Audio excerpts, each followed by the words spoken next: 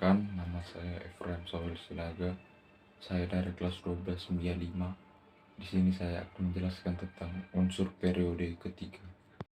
Unsur periode 3. Yang pertama ada sifat fisik, warna, wujud, titik leleh, dan titik didih. Yang kedua ada sifat kimia. Yang ketiga ada sumber unsur. Dan yang keempat ada kegunaan. Macam-macam unsur periode 3. Yang pertama ada natrium, yang kedua magnesium, yang ketiga aluminium, dan yang keempat silikon, kelima fosforus, dan 6 belerang, 7 klor, 8 argon. Sifat fisik: natrium, magnesium, dan aluminium termasuk logam yang lunak dan mengilap dan bersifat konduktor. Logam natrium mudah diiris, sedangkan logam magnesium dan logam aluminium mudah dibengkokkan. Silikon berwarna abu-abu gelap dan sangat keras. Hal ini berkaitan dengan jumlah elektron valensi sebanyak 4 buah. Jadi unsur ini sukar melepaskan dan menerima elektron. Silikon seperti halnya intan membentuk struktur molekul yang besar. Silikon bersifat semikonduktor. Oke, yang pertama itu ada sifat atom. Berikut adalah gambar tabel pada sifat atom. Berdasarkan tabel di atas, kita dapat menyimpulkan bahwa jumlah elektron valensi semakin meningkat dari Na lebih kecil dari Mg, lebih kecil dari Al, lebih kecil dari Si, lebih kecil dari P besar, lebih kecil dari S besar, lebih kecil dari Cl, lebih kecil dari Ar. Yang kedua, jari-jari atom semakin mengecil dari Na, lebih kecil dari Mg, lebih kecil dari Al, dan seterusnya. Yang ketiga ada energi ionisasi atom yang dimiliki atom dapat diurutkan dari yang tertinggi sampai terendah sebagai Ar lebih kecil dari Cl, lebih kecil dari P, lebih kecil dari S, lebih kecil dari Si, dan seterusnya. Yang keempat ada tingkat keelektronegatifan atom meningkat dari Na, lebih kecil dari Mg, dan seterusnya.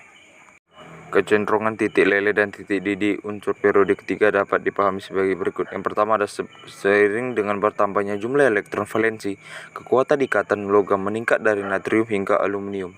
Yang kedua, oleh karena itu, titik didih dan titik lelehnya meningkat. Yang ketiga, silikon mempunyai struktur kovalen raksasa atau seperti karbon pada intan. Yang keempat, setiap atom silikon terikat secara kovalen pada 4 atom silikon lain. Dan yang kelima, struktur kovalen raksasa mempunyai titik leleh dan titik didih yang sangat tinggi. Yang kedua itu ada energi ionisasi. Kecenderungan energi ionisasi unsur-unsur periode ketiga energi ionisasi cenderung bertambah. Hal itu merupakan akibat bertambahnya muatan efektif inti yang dialami oleh elektron kulit luar. Dan yang kedua yang ketiga bisa kita baca pada gambar berikut. Jika ion negatif yang terbentuk bersifat stabil, maka proses penyerapan elektron itu disertai pelepasan energi dan afinitas elektronnya dinyatakan dengan tanda negatif. Akan tetapi, jika ion negatif yang terbentuk tidak stabil, maka proses penyerapan elektron akan membutuhkan energi afinitas elektronnya dinyatakan dengan tanda positif. Oke, yang kedua dan ketiganya bisa dibaca dalam gambar. Yang selanjutnya ke elektronegatifan. Dan yang selanjutnya meningkatkan keelektronegatifan dari Na ke Cl, menunjukkan bahwa kemampuan atom untuk menarik elektron dari atom lain dalam ikatan kovalen semakin besar. Peningkatan keelektronegatifan disebabkan oleh penguatan gaya tarik inti seiring dengan bertambahnya nomor atom. Sifat fisik. Berikut adalah tabel sifat fisik. Berdasarkan tabel berikut, kita dapat menyimpulkan bahwa yang pertama itu ada titik didih dan titik leleh tertinggi dimiliki oleh Si. Yang kedua, titik didih dan titik leleh terendah dimiliki oleh Cl dan Ar. Yang ketiga adalah Cl dan Ar berwujud gas, sedangkan yang lainnya berwujud padat. Oke, selanjutnya sifat kimia unsur. Sifat prereduksi dan sifat pengoksidasi. Yang pertama, harga energi ionisasi unsur periode ketiga. Dari kiri ke kanan, semakin besar semakin sukar melepaskan elektron. Dan yang kedua, natrium merupakan pereduksi reaktif terhadap air. Magnesium memiliki sifat pereduksi yang lemah dibanding dengan natrium, sehingga magnesium hanya dapat bereaksi dengan air panas. Berikut adalah contoh tabelnya. Selanjutnya sifat logam dan non-logam. Yang pertama, unsur-unsur periode ketiga seperti Na, Mg, dan Al merupakan unsur logam, sedangkan unsur-unsur P besar, S, dan Cl merupakan unsur non-logam. Adapun Si kecil merupakan unsur yang memiliki sifat peralihan antara unsur logam dan non-logam, sehingga disebut dengan metalloid atau semi-logam. Argon atau Ar termasuk golongan gas mulia yang bersifat inser atau sulit bereaksi. Yang kedua ada sifat asam basa, yang ketiga ada sifat basa. Dari kiri ke kanan, unsur-unsur periode ketiga memiliki harga ionisasi yang semakin besar semakin sukar melepas elektron. Penyebab elektron dari unsur tersebut akan kurang tertarik ke arah oksigen, sehingga kecenderungan untuk membentuk ion OH menjadi berkurang. Yang keempat, sifat asam. Yang kelima, energi ionisasi periode ketiga dari kiri ke kanan semakin besar sehingga semakin mudah menarik elektron dari atom oksigen. Jadi dari kiri ke kanan sifat asam unsur periode ketiga semakin kuat. Selanjutnya, sumber unsur periode 3. Sebagian besar unsur periode 3 ditemukan di kerak bumi, tetapi juga dapat dibuat yaitu dengan beberapa cara.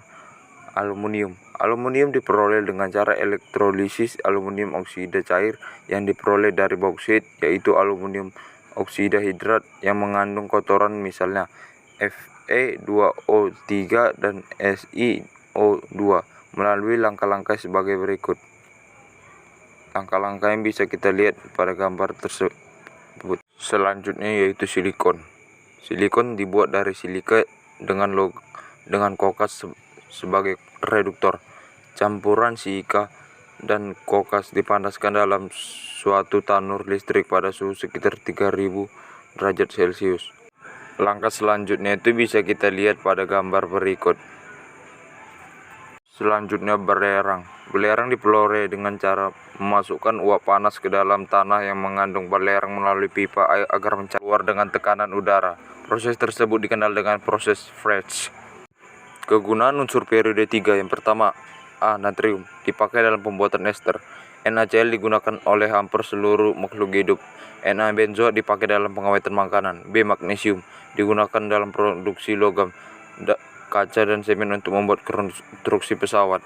Logamnya disebut magnulum, pemisah sulfur dari besi dan baja. Oke, yang C itu ada aluminium. Yang D ada silikon, penjelasannya ada pada gambar. Yang E fosforus, yang F sulfur, dan yang G klorin. Dan yang H argon. Oke, segitu saja dari saya. Sekian, terima kasih.